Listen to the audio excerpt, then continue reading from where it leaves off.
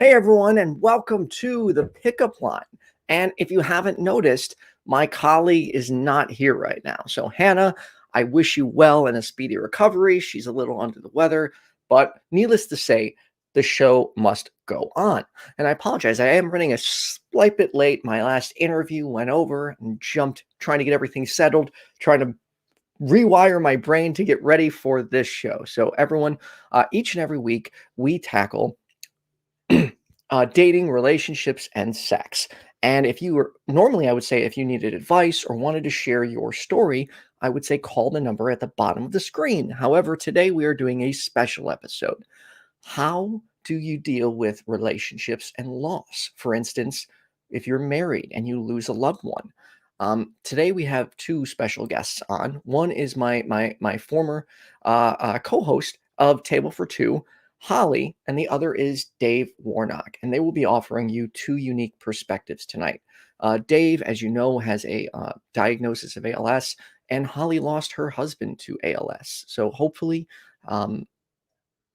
we can provide you some good feedback and how to cope with that, because loss sucks. I know when I lost my brother, it was the end of what felt like my world. I was crushed, devastated. And I remember I was a Christian at this time, and I sat on the couch downstairs begging God, like, please, please, God, take me instead. Like, my brother doesn't deserve this. He was in the military. I don't deserve to be here. And it's like this, I couldn't help it. I was just pleading. It's like I couldn't accept that I had lost my brother. And to this day, I feel tremendous guilt around that whole situation. It's a difficult thing to swallow. And after I became an atheist, I one day had the reality and had to accept that I'm not going to see my brother again, which was really, really difficult. And what people don't see is that at times when you become an atheist, you do grieve twice. The first time when you lose your loved one, and the second time when you come to the conclusion that you don't think you'll see them again. But anyways, without further ado, I'd like to bring our guests. So first, Holly, how are you? I am pretty good. How are you? I'm doing well. So before we bring our other guest on, if you could tell everyone a little bit about yourself. Well, I lost my husband he'll be 3.5 years almost in June. I lost him in December of 2017, and he passed away of ALS. He had ALS for about 4.5 years. He was diagnosed when he was only 30, and he passed away when he was only 34. And he was my first and only love. So it's been a difficult journey because I met him when I was only 20. He was my first boyfriend. Didn't think that my first boyfriend would end up being my husband, but I didn't have to date anybody, which was kind of cool. I just met him and then we fell in love, and till death do us part. So. And he was a fireman. He was a fireman, yes. I know that's one of the things where I think how our friendship, in a way, we became closer because we both suffered a traumatic loss. And absolutely, I think I can't speak for you, but I know I'm still learning to cope with it. Oh, you never stop. Right. You never stop. You learn new things and new ways to deal with it. You never get over it. You never get over a loss like that. You just kind of learn to live around it. Okay. Without further ado, I'd like to bring our other guests on, and also one of my absolute favorite atheists, Dave Warnock. Dave, how are you? Hey, Ethan. I could say this thing about you, and you know what? We're gonna get to meet in June. I can't wait, man. Like, dude. Like, okay, so to me, this whole YouTube thing still, like, I don't always believe I'm an atheist YouTuber. Like the idea that I get to meet Dave Warnock and he wants to meet me, like, that still blows my mind. Like, this is so cool. I'm meeting a famous atheist YouTuber. And of course I want to meet you. We're going to be in Chicago in June. Actually, the reason we're coming for that at that time is it's Lou Gehrig's Day. Major League Baseball has now announced that there's Lou Gehrig's Day. It's June the 2nd, and so I think at all the stadiums they're having some kind of event to bring awareness to ALS. So we're going to be in Chicago seeing a Cubs game and then a White Sox game on the 3rd. Well, I truthfully, I really can't wait. Yeah, it'll be great. Holly, so if you could tell us a little bit about what it was like to get that diagnosis. I'm sure Dave can relate, or you're married, right, Dave? No, I have a partner. Bevan is my partner of 2 years. Okay, so your partner, I'm sure, was feeling how I felt. They probably had the exact same kind of emotions throughout the whole journey, which the first one for me personally was denial. You know, it was like, no. I don't know if you knew anything about ALS when you were diagnosed, but I had never even heard of it before. I was like, so when he was going to get, my husband was going to get tested, he was actually initially getting tested for MS. Mm-hmm. And I knew kind of about that, but even then I'm like, okay, yeah, you're 30 years old. Like, you don't have MS. No. You know what I mean? Like, he was a fireman. He was healthy. He was trained. He was very strong. He was very fit and in shape. He passed the physicals because they have to have physicals yearly at the fire department, and he passed them with flying colors, you know? Right. So I'm like, yeah, you don't you know, so I never took it seriously, his diagnosis, because his first symptom was he was having arm twitches, you know, like twitching in the arm. Yeah. I just, in my mind, I'm like, well, it's because you work yourself too hard, you know? You need to just slow down. You're lifting too many weights. Like, chill out. You probably hurt your muscle. That's what I thought. I mean, would I ever think terminal illness? No. Of course so not. I actually didn't even go to his, I had a baby at the time at home, and I did not go with him to his doctor visit because I didn't think it was, you know, that big of a, I didn't think it was gonna, no big deal. Right. I didn't think it was going to be a big deal. He didn't either. So he went, he came back, he picked up my son, and he started crying. And actually, the irony of the whole thing is I said, well, you're going to live? And he said, Holly. I just have a, you know, that again, I know, see the irony in that? It's Yeah, right. well, I know. No, you don't think, wait, what kind of doctor visit was it? How did they come to that diagnosis? It was a neurologist. He went to a neurologist, and like I said, they were testing him for MS, so they did a EMG to test the muscles, and I guess they that's where they, and again, you know, they didn't really diagnose with them ALS. They ruled everything else out, and that's how the EMG is very conclusive. That was the test. And I don't know about you, but I had been through a lot of doctor visits by then, EKGs and CAT scans and MRIs and all the stuff. All the you were probably poked with a lot of needles, you know, like he well, was. The EMG, they told me, was conclusive and was going to tell me one way or the other what this was. They ruled out everything else. There was no pinched nerve. There was nothing. And I'm just the kind of person that I want to know. I'd been having symptoms for a long time, and I just wanted to know what it was. And so I just asked the neurologist that did the EMG, you're going to tell me what this is, right? I just want to know one way or the other. And when he was done with the test, I said, well, do I have ALS? And he said, yeah. So can I ask how long you've had it for? I was diagnosed in February of 2019, February 26th.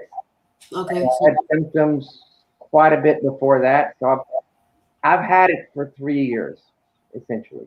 Can I ask what your first symptom was? Yep. I had trouble forming letters.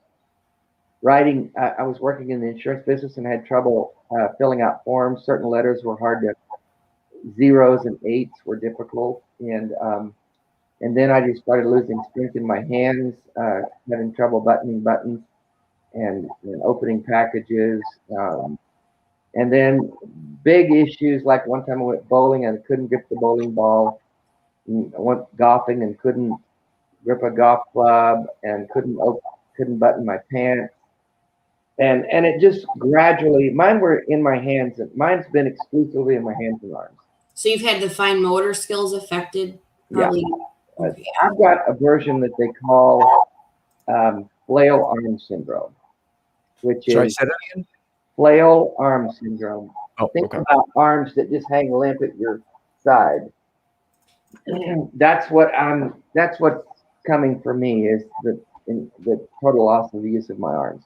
But the good part of that particular version is that it doesn't transfer to other parts of the body very quickly. I've got a very slow progressing form.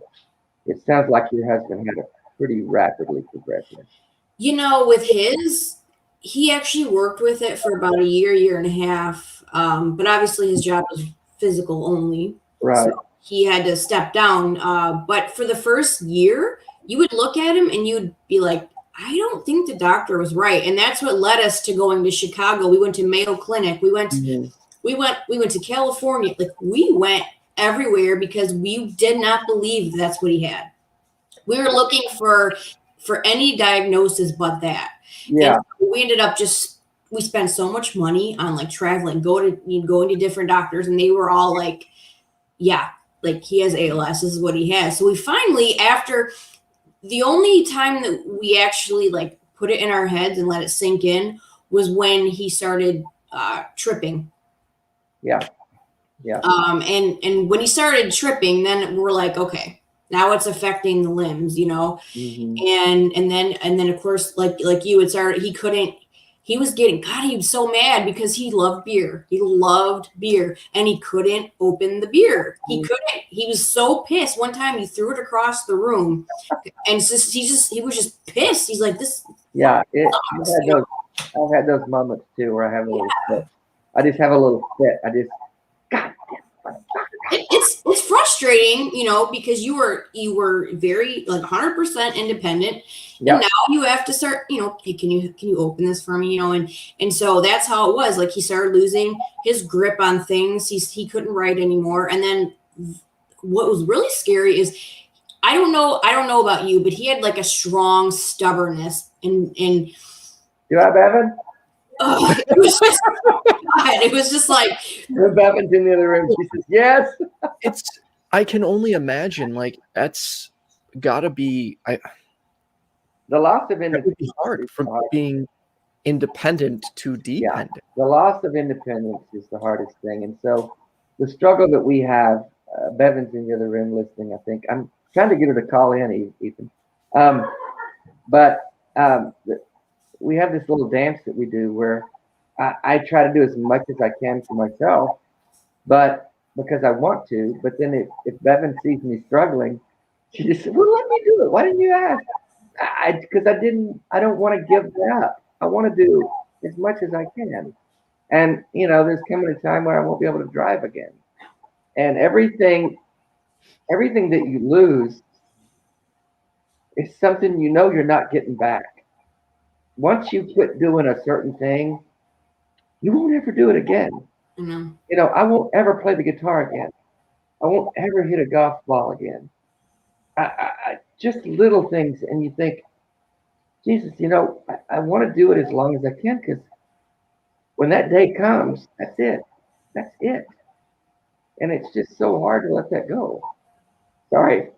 Jesus, No. sorry you made the show without crying. It is. No, please don't even apologize, because it's just taking me back, because it's so, because I mean, obviously I'm not in your shoes, but I watched someone I love go exactly what you're going through now, and that's what he struggled with, because he was like the man of the house, always taking care of me, didn't want me to work, like he just wanted me making babies and just, you know what I mean, like he well, so I'm 65. I've been independent since I was 17. Yeah, that's all I know. You lose a lot. By the way, Holly, tell me again, how long ago did he pass? December of 2017. So it's been, you know, almost 3.5 years. It's been, and it's just, God, it was. I'm so sorry.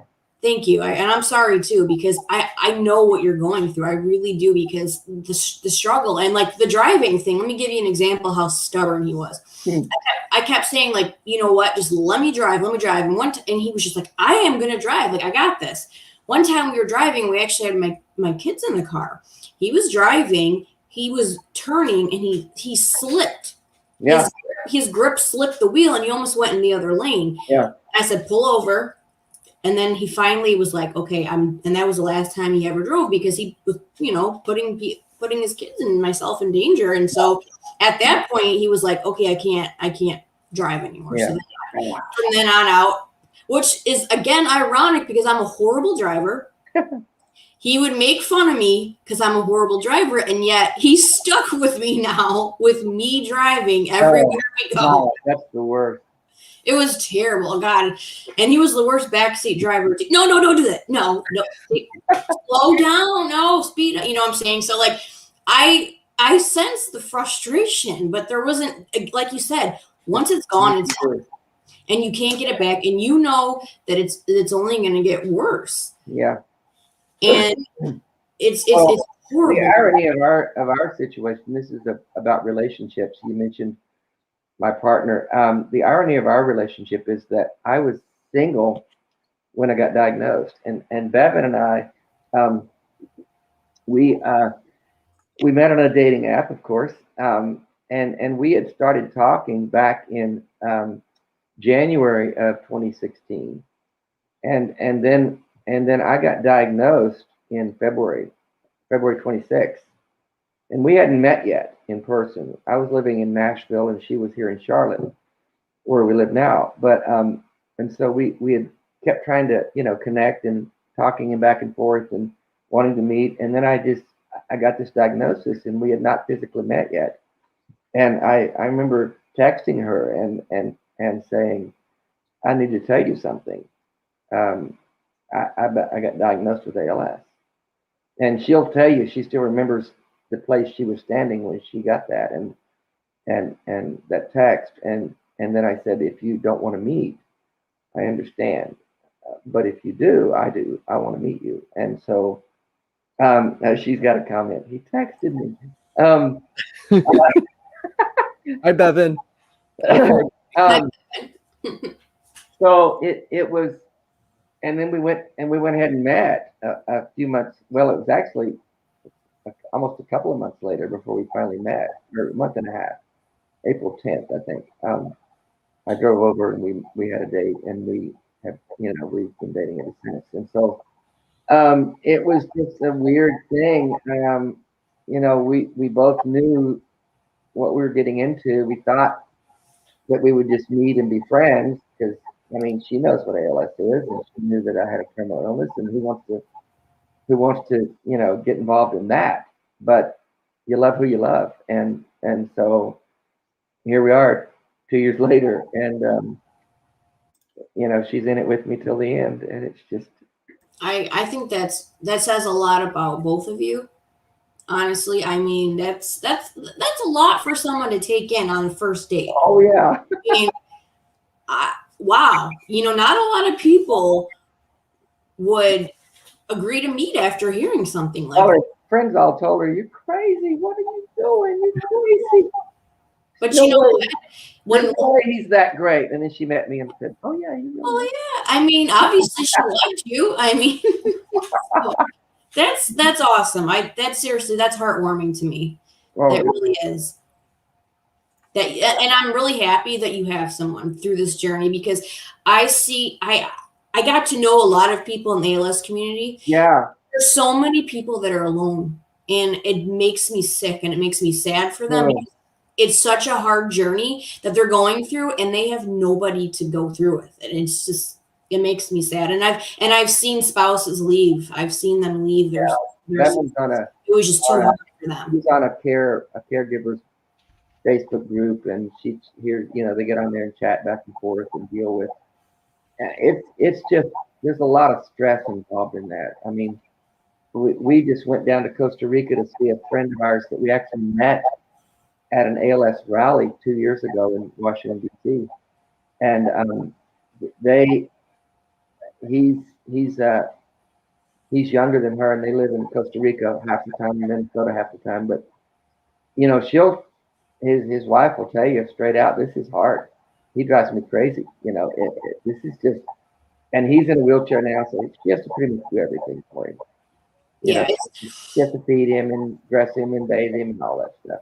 It is extremely extreme, and people will tell you, because people told me that too. I remember going to a doctor's because my husband had a really bad migraine, and it was from one of the procedures that he had done, and he had a migraine, and we went in there, and they were like, yeah, so what brings you in here? And he was telling him, yeah, I had a procedure because I was just diagnosed with ALS. Now this doctor, this ER doctor, didn't look at him. She looked at me, very serious, and she's like, you are in for a very tough journey. Yeah. And at the time, I was like, okay, well, she's being a little dramatic, because again, I didn't know anything. And then I look back and I'm like, oh my God, I know what she's talking about. It's, you never would imagine the day that you meet someone or get married. I was with my husband for 14 years. And I would never imagine meeting him that I would have to help him go to the bathroom. I would have to, put him to bed at night. I had to I'd get him out of his wheelchair, use a lift to put him into bed, literally tuck him into bed because he couldn't tuck himself into bed. Those are things that you never, ever in your mind think, well, I'm probably going to have to do this someday to my husband. It's just, you don't. Not in your 30s though, right? No. Because I was actually 29 when he was, or was I? I think I just turned 30 when he's diagnosed. And the crazy part of all of this is that we had 2 kids after his diagnosis. Oh my God. No. So that's wild. Yeah. Yeah, that's a word people say crazy. You know what I mean? There's different. So no, I get it. I understand that. I've got a supporter of mine out in Seattle that we're going to try to go see in this summer, and her husband has ALS, and they're young like you guys. They're in their I think they're even in their 20s, and she just got pregnant again. I mean, they want to. The idea is I want to leave something behind. I want to leave a part of myself behind, and I get that. I think that makes sense. Yeah, and our thinking, because we had our son already, and I did not want my son to grow up without a dad and without a sibling. I'm like, I won't do that to him. Right. So we ended up having another one, and then my daughter was actually not planned. My husband was actually getting measured for a wheelchair, and I found out that day that I was pregnant. And he's like, no, you're not. I'm like, well, and yeah. This puts to bed a question I've been asked more than once. I know what you're going to say. Because I do a lot of these shows and speaking engagements and my Dying Out Loud thing. And a lot of people want to know, but they're afraid to ask, because they know it's a muscular disease. And so they'll say, well, this is, are you still able? They're like, does it affect, are you still able, can we still have sex? Yes. See, the funny part is that is the only part not affected. I know it. Yes. Trust me, when I told people I was pregnant, I actually had a neighbor, she had no filter. She came up to me and she said, I actually had to Google different positions that you guys. Oh my God. Because she's was confused about how do you two have this work? I don't understand, and you do have to modify how you do things, but things still work. So it's just I have 2 living proofs people in my house that can still have sex while you have ALS. Thank God for that, right? Honestly, that was what kept him kicking. It was like that, and the fact that he was still able to sip beer for a while with a straw. I had to hold it up to him and put a straw in it, but he was still able to drink it. I'm going to have to rig up a thing to put the cigar in my mouth, which she's really trying to get me to quit smoking cigars, but we're going to rig up a little arm where she can put the cigar up to my mouth. Because that's the first thing that's going to go with me. Oh yeah, there's huge straws. There's bendable straws that you can put on the back of a chair, and they'll come out here. There's, that is the only thing I could say was positive is that he was diagnosed at a time where so much technology is available. They still can't come up with a damn treatment or cure. Nope. Which is the most frustrating part because how long? I mean, you mentioned Lou Gehrig. How many decades has this been around and they still are clueless? Mm-hmm. And it's frustrating. It is. Not. Well, that's why they're trying to do these days or this awareness. And I mean, we're involved with several groups that are trying to bring awareness to things and get the FDA to be more proactive. And it's hard, you know, it's hard to see. I think one of the things going against us is there's just not very many of us. No. It's such a small percentage of the population that deal with this, and so there's no mass. There's not a mass of people that they're worried about. You know, 30,000 of us in the scope of the whole country. But see, I don't know. I have heard there is something called Neuron, and I'm sure you've probably heard of it. Neuron, and it's. I think it's like a stem cell thing. And I have actually. There's a guy on my Facebook, and he was in the experimental treatment, and he is actually improved. And you don't improve with ALS; you get worse. You don't get better. So they're trying to fight for that. With the what? For the neuron? Oh yeah, we know some. In fact, yeah, people that we went to visit in Costa Rica, he was in the trial, and he saw dramatic improvement. Exactly. Yeah. I don't know why that. I mean, that is just taking so long to get approved that you're having all these people die, and it's extremely frustrating because you know there's something out there that can potentially help. Yeah, it is frustrating. So how, and this will be for both Dave, Holly, whoever wants to answer it first, since you can each offer your different perspectives. How can a partner be more supportive during this difficult time? Dave, would you like to start? I think a partner should just give her partner everything he wants and do everything that he wants immediately without question. I'll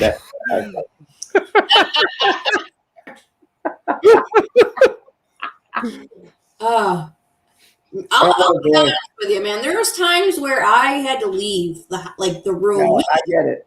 I was like, I think that there's no easy answer to that, Ethan. It's just to be supportive. There's so much that's involved. Mine so far has been fairly easy. I'm still fairly independent. I still drive. I can, for the most part, feed myself and dress myself.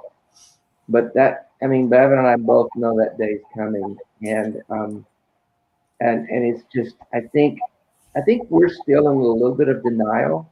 We talk about this from time to time because I still look and act fairly normal, unless you watch me closely. And, you know, even when we meet in June, you'll see, you know, my movement with my arms and stuff is awkward and difficult. But to the casual observer, I don't look that abnormal. And so we're able to live in a bit of denial because it's not to that point yet. So we haven't crossed the threshold that you guys crossed pretty quickly, Holly. I mean, that happened. I mean, his digression or progression, they call it, which makes sense to me, but the degree. It was the last 2 years where just went super fast downhill. I can imagine that. Yeah. What did you find? Like, Holly, how were you supported during this time? I could have done better. I can tell you that much. And when you're living in the moment, you're just trying to get by. Yeah. I'll be honest. I obviously was super busy with babies and raising my kids, and he also needed me too. So there was a high level of stress in my life. Did you have other help? Did you have home help or anything? Yes, I had help during the day. My father-in-law, who was my husband's dad, he would come over during the day, and then I had hired through the state a caregiver. But when they left at like 3:00. It was just me until they came back the next morning. So at least I got some help because I needed the break, honestly. I needed to pay attention to my kids and be focused completely on them because they're only babies once. But I'll be honest with you, when the caregivers left, I was like, oh shit, like it's just me, you know? Yeah. I'll be honest. So my husband was 6'1". I'm 5'1", so there was a whole foot between us. Yeah. And I can't even tell you how many times I had to call the non-emergency number because I couldn't lift him into bed. Or there's a couple times he fell out of his wheelchair when I was trying to get him in bed, and I couldn't get him back up. So I think I could have done better. And one thing I will say is there was a point in time where I was afraid of him. I was afraid that I was going to hurt him. Oh, and okay. I really wish that I would have been a little more emotionally supportive. I think I did toward the end. Like once I saw him scared, it made me scared. But before that, I was just so like worried about everything else going on. But I would say I lacked in the emotional support. I was just getting through the motion. Let's get through today. Let's get through today. Let's do this. Let's not think about it. And then when he was gone, I was like, you are told that this is going to happen. And then when it happens, you're just like in shock. And like, how does that happen? Because you knew this is going to happen. But yet because you lived in denial a little bit. We have to. You did, even though I saw it. I mean, he got to the point where he was in hospice care. And I would say when he was in hospice, that's when it finally sunk in that this is happening. This is real. Yeah. Actually dying. And to me, I think you have to live in a bit of denial or you can't get up every day. No, how could you function? You can't function. Yeah. So I understand what you're saying, Holly, but I hope you've been able to look back now after a couple of years and realize that you did the best you could. And I will say that I believe that I did the best I could with what I had at the time. It's an impossible task. Impossible. It is. And I just, whenever I hear about someone being diagnosed, like it just crushes my heart because I know what crushes me is to hear the stories of you that are younger. I mean, I'm an old fart. And you are not that old. I'm 65 and I've lived a long life and I'm on the tail end of it anyway. And, but to see young ones get it with kids and stuff, it's just fucking devastating. And I'm so sorry. I mean, I will ask you this because I don't know about you, but people just distanced themselves from him once he started getting bad. He was on 2 fire departments with 80 guys combined, and only one guy ever visited him. Well, that's it. I saw some things that were interesting for me because my story is different. I don't know how much you know about my story, but I was an evangelical Christian and a minister and deconverted about 12 years ago and been an atheist for quite a few years. And then I was diagnosed with ALS, like I said, 2 years ago. But what I saw is that my Christian friends and family members had more difficulty dealing with my diagnosis than my atheist friends did. And I think it's because they didn't know what to do with my atheism. I mean, here I am as a friend / family member who's now facing death as an atheist. And they don't know quite what to do with that. And so their defense response, I think, was to just stay away, to keep distance from it. Because it's easier than dealing with the uncomfortable reality. My atheist friends just embraced it. They realized this is the only life we have. Yours is coming to an end sooner than we thought, sooner than we wanted, but we're here for you, and we're going to be with you all the way through the end. And that's amazing, honestly. I saw them gather around. They still do. They were telling me things like, my friends were out having a drink one night shortly after my diagnosis, and one of them Brian said, I want to ask you something, Dave. Can I be there with you at the end? I want to be present. And I said, sure, really? You want that? Yes, it would be an honor. And the other 2 guys said the same thing. I want to be there. I want to go all the way through this with you. And I don't want to pull back from it. I don't want to hide from it. I don't want to run from it. And I was just blown away. And I think atheists have a better ability to handle death. And this is what I've learned in the last 2 years, because we live every day with the reality that there's nothing beyond this, or at least that's our understanding. That's our best guess, that this is it. Right. And so we're not afraid of what's beyond, because we don't think there's anything beyond. So we just embrace this and let's make the most of it. And that's what they've done. They just said, we want as many experiences with you as we can get. Let's ride this thing out. It's been pretty. Evan had a question, but I don't know. So for clarity, Holly is not an atheist. Yeah. But Bevan said, I am curious how Holly dealt with well-meaning people offering religious support. I'm assuming, like, I don't know. Did religion come into it for you at all during this time? Me? Yeah, like, were you affected by religion in any way, or were people... It's actually interesting because after he was diagnosed and during his diagnosis, both of us got completely turned off by religion, because both of us were like, if there's a God, why would he do this? Why would God do this? We just had a baby like 8 months ago. Why would he do this? So we were angry. We're like, there's just no way. We very much struggled. We struggled. But it's so interesting because towards the end, he just got religious all of a sudden. And maybe because it gave him hope or something to hold on to. He was really religious. Like, he was extremely like, I'm going to be there with you. I'm going to watch the kids grow up. I'm going to be watching over you. And that helped him.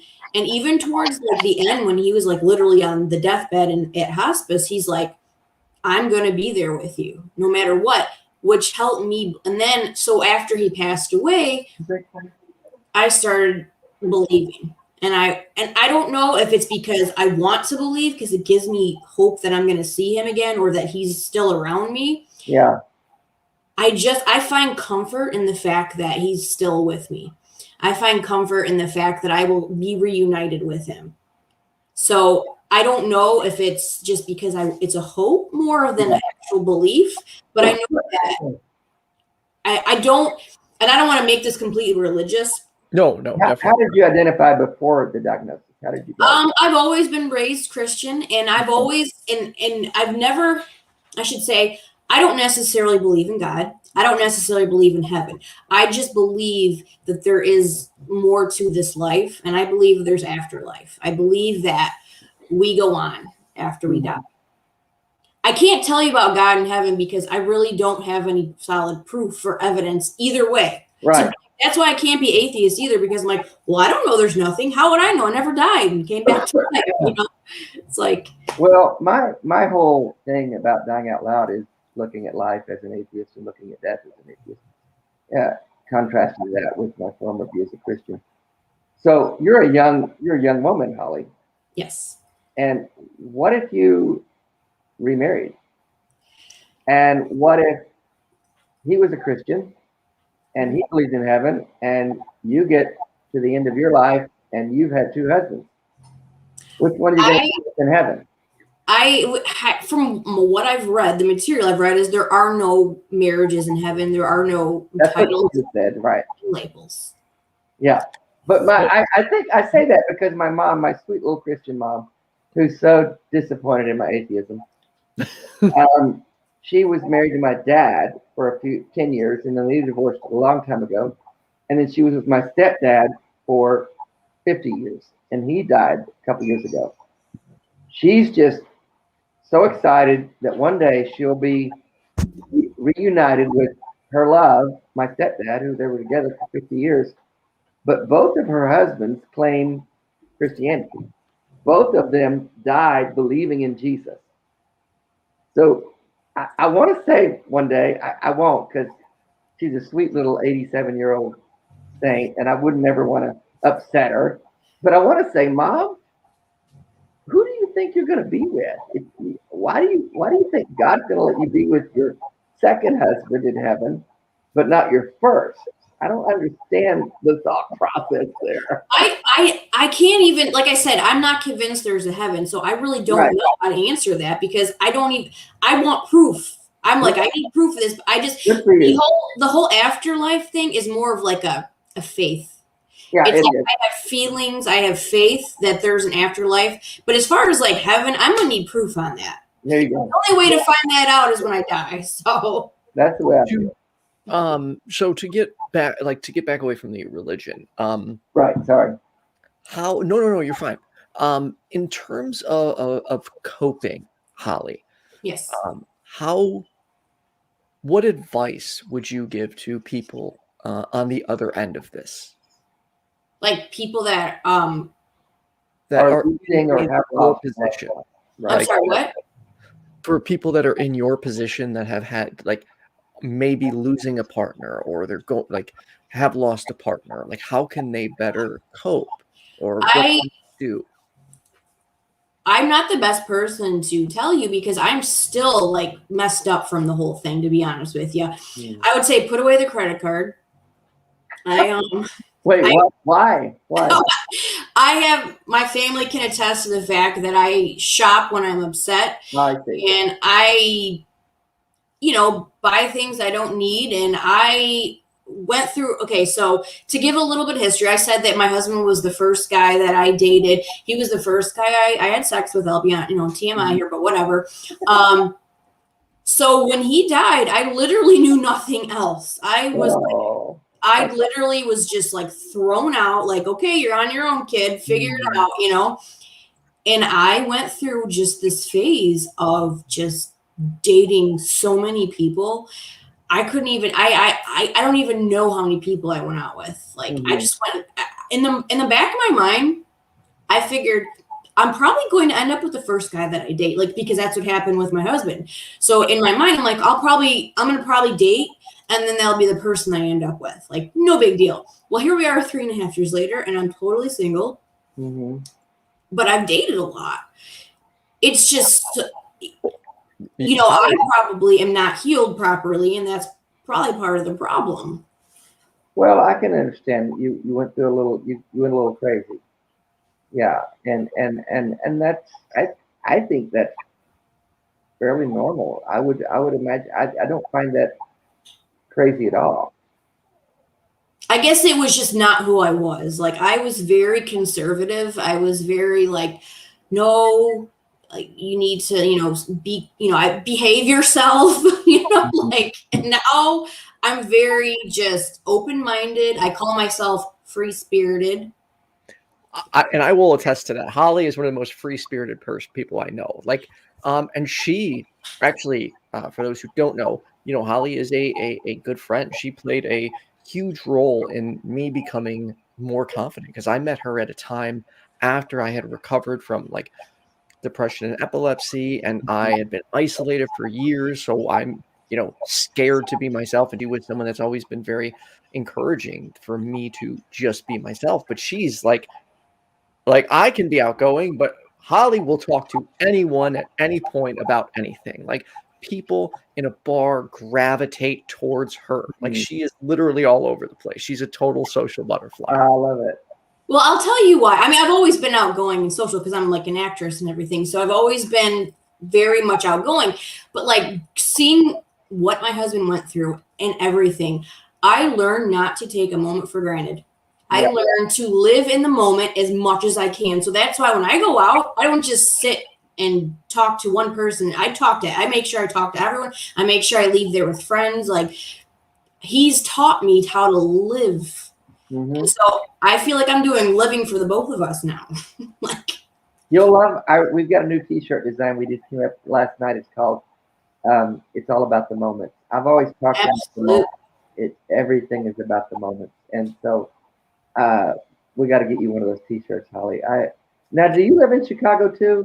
I do. Yeah, I live probably 15 minutes from. We're gonna meet you too, then, Ethan. We gotta make that happen.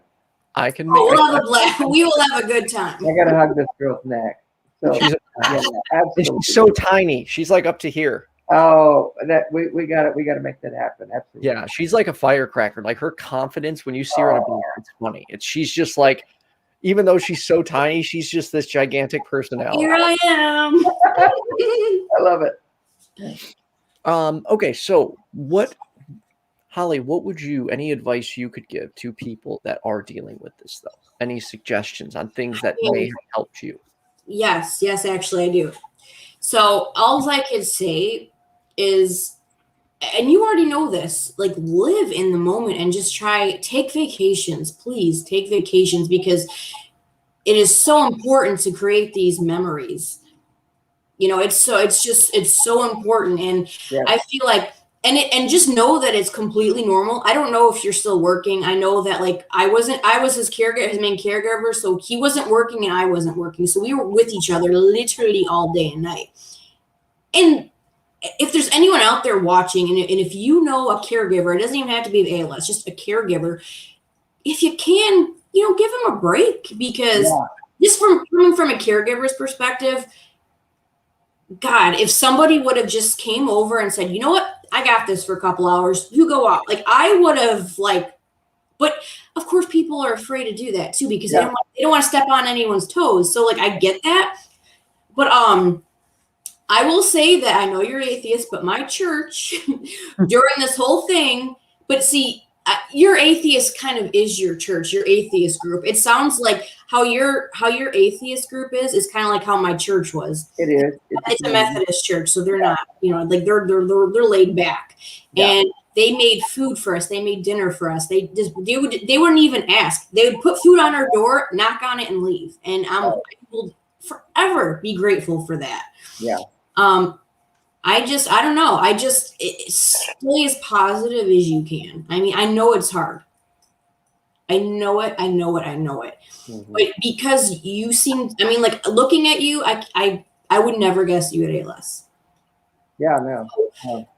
Can you, I mean, if you can afford to take vacations and if you have the time to, I would say do it as much as you can, because that's one thing I regret, because I kept thinking we had more time to do it. I'm like, we'll get to it. Like, it's fine. And then it came to the point where we couldn't really go anywhere because it was too hard. Yeah, no, we're doing that. In fact, my whole MO when I got diagnosed, I mean, I quit working. I retired. I moved out of my apartment in with friends. I started selling shit, giving shit away. I was just going to travel and do as much as I could do, as quick as I could. I didn't know if I had a year or 2 years. I didn't know what I had. And then what we were doing before COVID is we were traveling a lot. I was speaking a lot. I was traveling all around the country. We had plans to go overseas, and all that got shut down. But even with this last year, we went out to the Grand Canyon. We did some stuff. I went skydiving. We're doing stuff. We're living. We're grabbing moments, and we're gonna do that as much as we can. We've got a lot of travel plans this year now that we've gotten vaccinated. So yeah, I know what you're saying. That's been in my mind too. Even if you just, I mean, like date nights, like that's one thing I wish we had more of. But again, it was so hard because we had little kids and I just kept getting pregnant. I was literally pregnant. I was like pregnant half of his disease. Like it was disease. Yeah. So like we didn't really get to do a lot of stuff, but like date nights are so important, because you get to spend that quality time together. And well, our kids are all raised, so every night's date night for us. I know. Well, even so, I mean, like that is one thing that he probably would have said too if he were still here, is just take the damn vacation, Yeah. No, I get it. No, I'm. Yeah, it can get by you pretty quick if you're not careful. If you're not watching. Yeah. Dave, what advice would you give to people currently, for anyone who, whether it be in your position or in the caregiver's position? I think the same thing Holly is saying. Grab your moments. Life is nothing more than a collection of moments. You've heard me say that.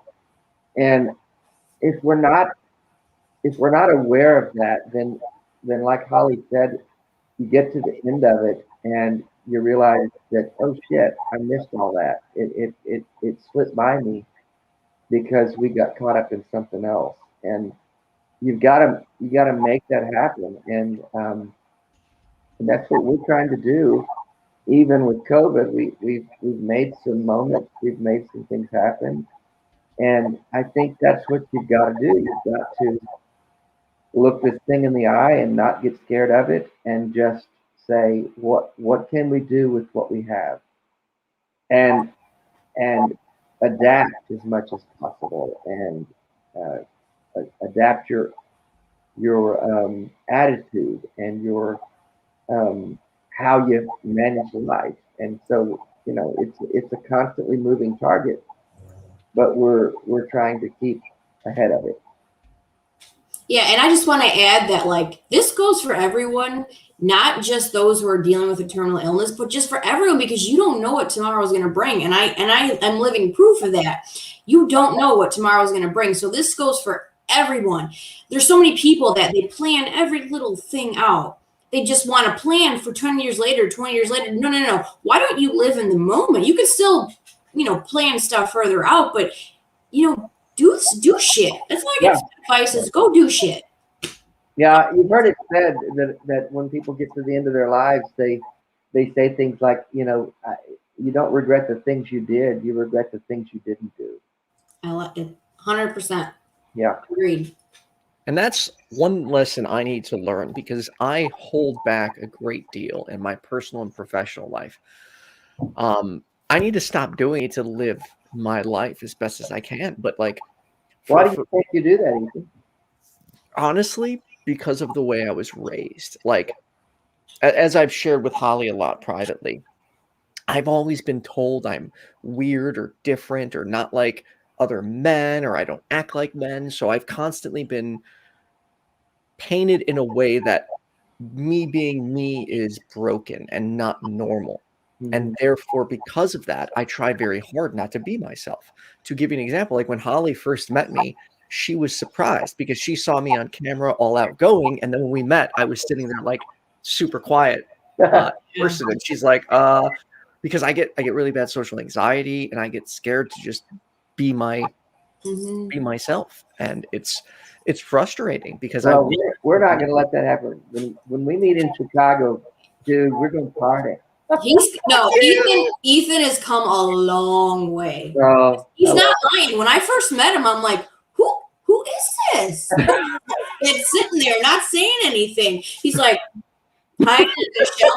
But now, no, you've come a long way. So now you're more your person. Your online persona is now matching your actual personality. So yeah, because for me, it's always been easier. Like, because right now there's nobody in here. I'm just looking at a camera.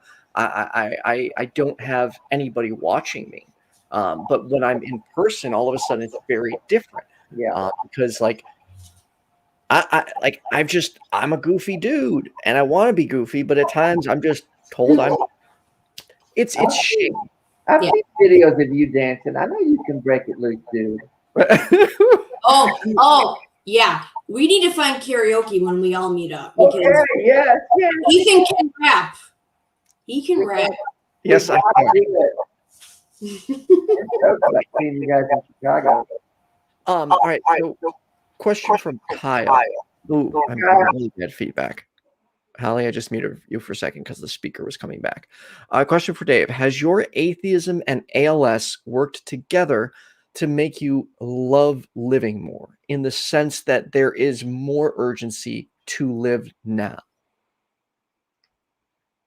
Yeah, I think the two are connected in some way, because when I let go of Christianity and realized and came to the conclusion that this life is all we have, I really started at that point living by with the idea that it's all about the moments, and carpe the fucking diem, one of my taglines, and that was before ALS. So that was the way that I was approaching life as an atheist, because I came to the conclusion there was no eternal life. This is it. Make the most of it. Write your own story. Don't let someone else write it. And that was what I was doing. And then I got ALS. And so what happened then is that it basically, the way I put it is, I was cruising down the highway at 60 miles an hour, and I got ALS, and I said, oh, fuck no. We're going to mash the accelerator. and I hit it, and now I'm doing 80 miles an hour. And that's What else? Is there anything we missed that either of you would like to share, or you think it is? like to weigh in? Yes. Can I plug the ALS race that's coming? Please. And I believe it's in July, and it's in Chicago, which is at the White Sox field. Which last year was they didn't do it because of COVID, so it was virtually. But even if it's virtual, it is so, and it's from Les Turner. You've probably heard of Les Turner, Dave, right? Les Turner. Have we heard that name, Ed? Les Turner? It sounds familiar, but I can't place it. They do phenomenal things for families, and I suggest you just look into it. Just maybe Google it.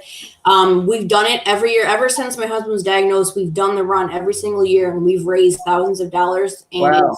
And you know what the thing is, though?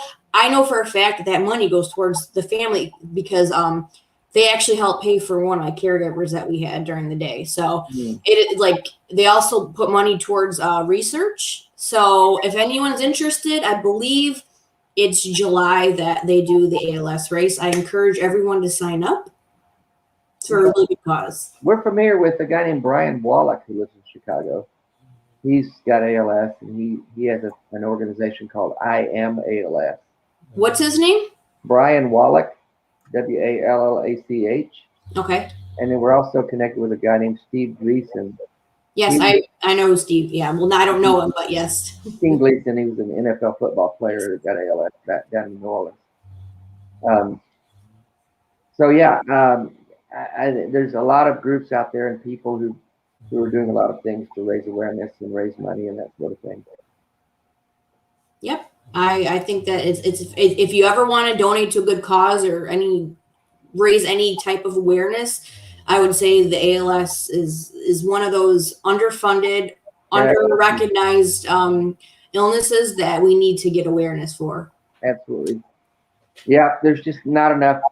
There's not enough attention. People they're not aware of it. I mean, I know, for instance, for me, hey Kyle, I'd heard of the Ice Bucket Challenge, but I'd never connected it to ALS until I got ALS. And then I thought, oh, that's what that was for. I never put the two together. What was the purpose of the Ice Bucket Challenge and ALS? They raise a lot of money. It was two guys who had ALS, and they started the Ice Bucket Challenge, and it just blew up. Yeah. And a lot of people did it because it was like the in thing to do, or it was the trendy, thing to do. But I was like, I don't care why you're doing it. You're doing it, and you're raising all this money. So, and there's still money. There's still money left over from that. Oh, listen. There's the ALS Association. They're sitting on millions of dollars, and there's a lot of discontent in the ALS community right now because they're sitting on that money and not doing anything with it. So I don't know. Why aren't they? We don't know. Who knows? They're paying some fat salaries, and they are not. There's a lot of ALS people I know that are not happy with ALSA. Hey, Bev, come in here, babe. I want Holly and Ethan to. She's been on a run tonight, but who cares? Holly and Ethan want to say hi. Okay. Hi. Nice to meet you. Nice to meet you. Nice to meet you too, Holly. We're going to you guys. No. Huh? We're gonna have to meet in person. We're going to see you in Chicago. We're going to be there June 1st through 5th. Okay. So we're gonna get together. We're gonna make it happen. Awesome. I can't wait. And there's Luna. Look, she just flying like a squirrel. Wait a minute. God, I can't see. It's so awkward. Oh yeah. She doesn't like being picked up. Ethan's going to get his cats. My dogs are all sleeping. I don't want to disturb them. How old are your kids now, Holly? They are 7, 8, and 5. Oh my goodness. You've got your hands full. Absolutely. Well, Hi, Bandit. Ethan and his cat. He doesn't seem too happy. I woke him up from a nap. Oh. Oh no, we was all excited. So Dave, what else do you have going on? You got YouTube? Any YouTube stuff coming up soon? Well, I mentioned I messaged you the other day, and I'm going to start doing some regular YouTube content. I don't have it planned yet, but probably by May, June, I'll start doing some YouTube shows. Other than that, I'm a regular rotating host on the Atheist Experience now, and I'm still working on my book. Well, as I said before, Dave, whatever I can do to help you get off the ground, I will appreciate that. whatever, let's make it happen because your voice is very important. Well, my voice is a little raspy right now, but Holly, what do you have going on? I got to show off something real quick. Okay, go ahead. Oh, I made it in a pinup magazine. Ooh, congratulations. Thank you. It's part of my live in the moment. I would have never done this. What is that? You did modeling? Yeah, it's for a pinup magazine. Awesome. I would have never done stuff like that before. But I'm just live life to the fullest and do any opportunity and just grab it because no is never an option ever. Good for you. Good for you. Congratulations. Thank you. Awesome. Well, thank you everyone for thank you both for doing this with us. And thank you everyone. Wow, I just totally lost my train of thought. Thank you to my patrons, City Plaza, Kenneth, Leonard, Kathy Letto, JumpandShoot, Oz, Secular Rarity, Chianti and Fava Beans, Philip Leitch, Kaitlyn Beyond, Toast, Richard Gilliver, Sunset Sarge. All of you are awesome, and I appreciate your patronage. And if you want to become a patron, consider becoming one for as low as $1 a month. Also, we are available on Anchor, Google, and all the podcast services and all that stuff. Oh, and then lastly, if you could, I forgot to put the link. Son of a mother. One more second. I'm so sorry. You never.